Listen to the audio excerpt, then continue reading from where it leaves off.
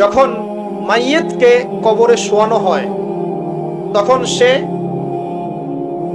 তাকে দাফন করে যাওয়া ব্যক্তিদের হাঁটার খসখস আওয়াজ শুনতে পায়। এরপরে তাকে যখন শুইয়ে দেওয়া হয়, সে যদি মুমিন ব্যক্তি হয় তাহলে তার মাথার দিকে তার সলাত এসে দাঁড়িয়ে যায়। দুনিয়াতে আপনি যে নামাজগুলো পড়েছেন, আমি যে নামাজগুলো পড়ছি, এগুলো মাথার দিকে দাঁড়িয়ে যায়। ডান দিকে চলে আসে তার সওম মানে কি? রোজা। বাম দিকে চলে আসে যাকাত। তারপরে পায়ের দিকে চলে আসবে তার আত্মীয়তার সম্পর্ক রক্ষার ইবাদত, তার এই যে অন্যান্য দান সদকা, তার নফল আমল, তার তাসবিহ তাহলিল, তার কোরআন তেলাওয়াত ইত্যাদি পায়ের দিকে চলে আসবে। এখানে একটা হাদিস এসেছে, সূরাতুল মুলক যে ব্যক্তি রাতের বেলা তেলাওয়াত করবে, কোন সূরা ভাই? তাবারাকাল্লাযী বিয়াদিহিল মুলক ওয়া হুয়া আলা কুল্লি শাইইন কাদির। এই সূরা যে ব্যক্তি রাতের বেলা করে তেলাওয়াত করবে, ইনশাআল্লাহ সূরা মুলক কবরে তার সাথে থাকবে এবং কবর আযাব থেকে সূরা মুলক তাকে বাঁচাবে ইনশাআল্লাহ। আমি বুঝাচ্ছি যে কি অবস্থাটা হবে। এবার দুজন ফেরেশতা মাথার দিক থেকে আসবেন, আসতে চাইবেন, সালাত বলবে এখান দিয়ে আসা যাবে না, এদিক দিয়ে আসা যাবে না। ডান দিক দিয়ে আসতে চাইবেন, এদিক দিয়ে আসা যাবে না। বাম দিক দিয়ে আসতে চাইবেন, যাকাত বলবে এদিক দিয়ে আসা যাবে না। পায়ের দিক দিয়ে আসতে চাইবেন, আমলগুলো বলবে এদিক দিয়ে আসা যাবে না। তারপরেও তারা আসবেন, চোখগুলো হবে নীল এবং কালো, বড় নীলাভ চোখের, কালো। মুনকার নাকি উঠে বসিয়ে দেওয়া হবে। এবার তিনটা প্রশ্ন। প্রথমে প্রশ্ন হচ্ছে কি? মান রব, তোমার রবকে? তখন মুমিন বান্দা বুক ফুলিয়ে বলবে রব্বি আল্লাহ, আমার রবকে আল্লাহ।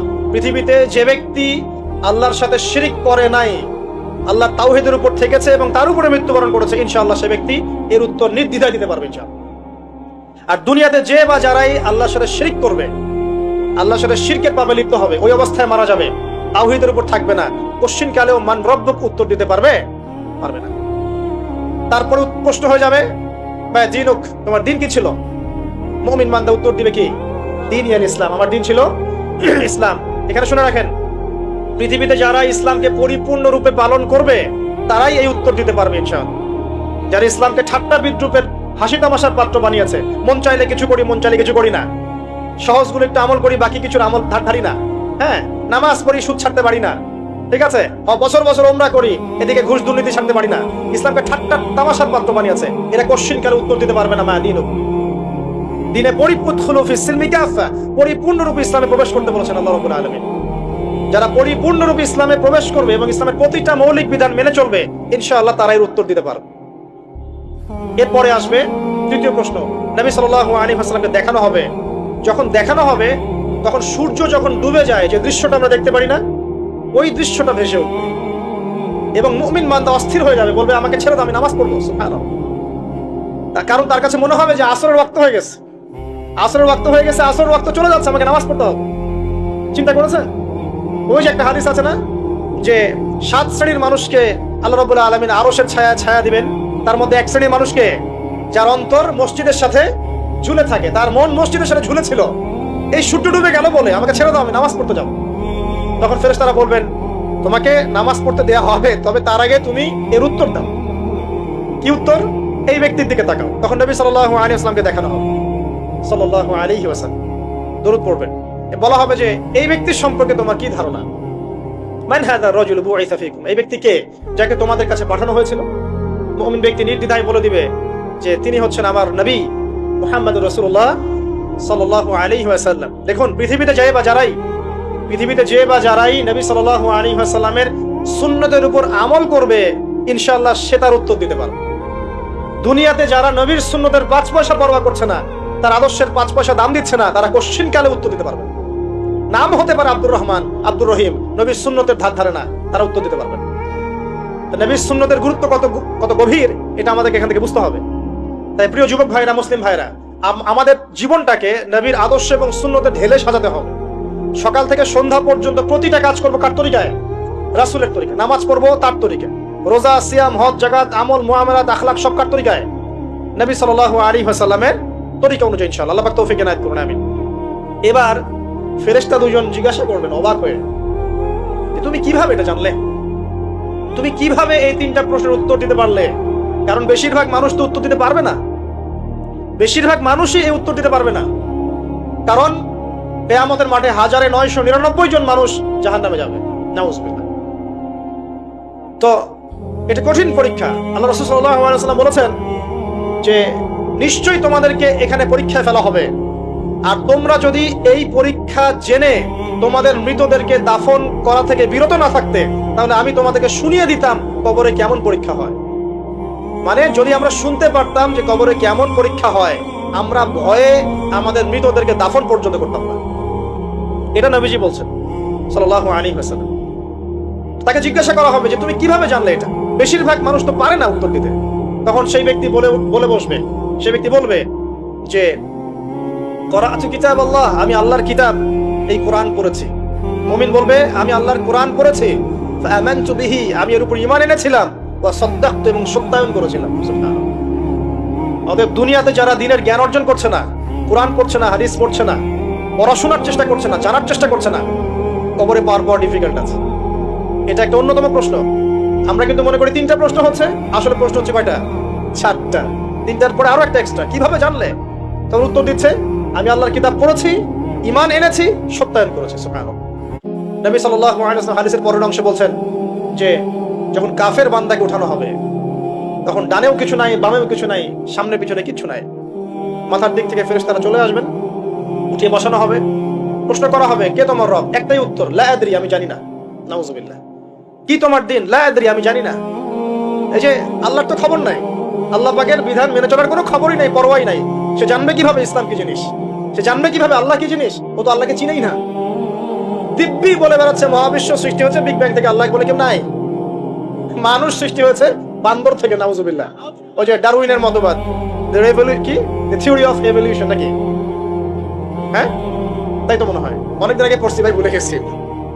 যাই হোক, মানুষ তো আল্লাহকে চিনছে না। এখনো মানুষ মনে করছে যে আল্লাহ বলতে কেউ নাই, এবং এই মুক্ত চিন্তার নামে, বাক স্বাধীনতার নামে নাস্তিকতার যে চর্চাটা বেড়েছে বাংলায়, এটা আশঙ্কাজনক। বড় বড় বিশ্ববিদ্যালয় থেকে পড়ে আসছে, অনেক সময় দেখলাম বড় বিশ্ববিদ্যালয়ের প্রফেসর, সে বলছে যে মহাবিশ্ব বিগ ব্যাং দিয়ে সৃষ্টি হয়েছে, সৃষ্টিকর্তা নাই এখানে। তো মুসলিম বিজ্ঞানীর একটা কথা বলতেন যে মানুষ বিজ্ঞান সম্পর্কে অল্প জানলে নাস্তিক হয়ে যায়, আর অনেক গভীর জ্ঞান অর্জন করলে আল্লাহর কাছে আত্মসমর্পণ করে। খেয়াল করে দেখবেন, ডক্টর, ইঞ্জিনিয়ার যারা বড় বড় লেভেলে চলে গেছেন, অনেক সিনিয়র, তারা কিন্তু বেশিরভাগ নামাজি দেখবেন, নামাজ পড়ে, দান সদকা করে, সমাজ কল্যাণমূলক কাজ করে। তারা কিন্তু রোগীর সেবা করতে গেলেও বলে যে নামাজ পড়িয়েন, রোজা রাখিয়েন। তারা কিন্তু বলে।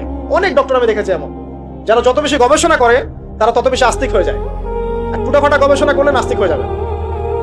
কত প্রশ্ন, ইসলামের এটা কেন, ওইটা কেন, ইসলামে বহুবিবাহ কেন, হ্যাঁ, ইসলামে কি পর্দার বিধান কেন, তারপর ইসলামে এত রেস্ট্রিকশনস, এত বাইন্ডিংস কেন, হ্যাঁ, স্বাধীনতা নাই কেন, কত প্রশ্ন। ইসলামের এগেইনস্টে কত তীর এখন ছোড়া হচ্ছে। তো এই ব্যক্তি কেমন করে উত্তর দিবে যে মাহাদিনুক, তোমার দিন কি?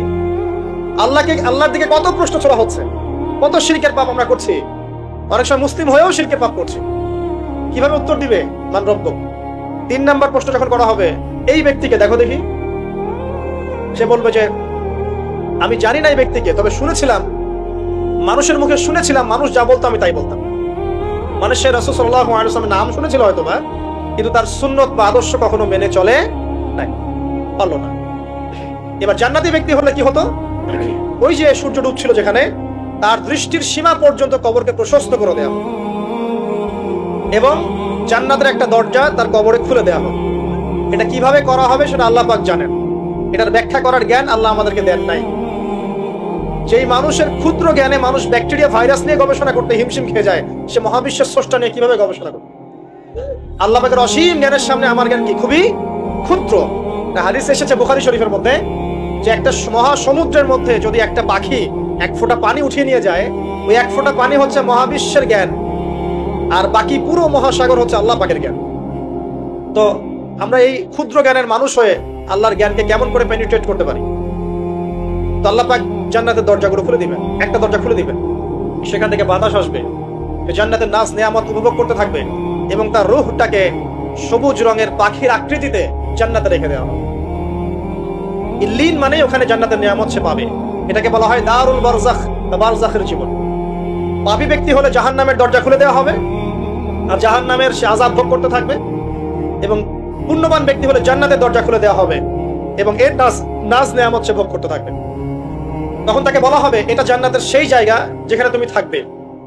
এটা দেখার সাথে সাথে, শোনার সাথে সাথে তার যে খুশি উৎফুল্লতা আরো অনেক বেড়ে যাবে। এবং সে কি করবে জানেন? সে পৃথিবীতে ফিরে আসতে চাইবে। সে বলবে, আমাকে আমার পরিবার বর্গকে জানাতে দেন, আমাকে আমার পরিবার বর্গকে জানাতে দেন যে আমি ভালো আছি। তখন ফেরেশতারা তাকে বলবেন যে এটা সম্ভব না, তোমার এবং তাদের মাঝে দারুল বারজাখ আছে, তুমি এটা ভেদ করে যেতে পারবে না। তখন তার আত্মাটাকে ইল্লিনে দেওয়া হবে, একটা সবুজ পাখির আকৃতিতে জান্নাতে ঘুরে বেড়াবে ইনশাআল্লাহ।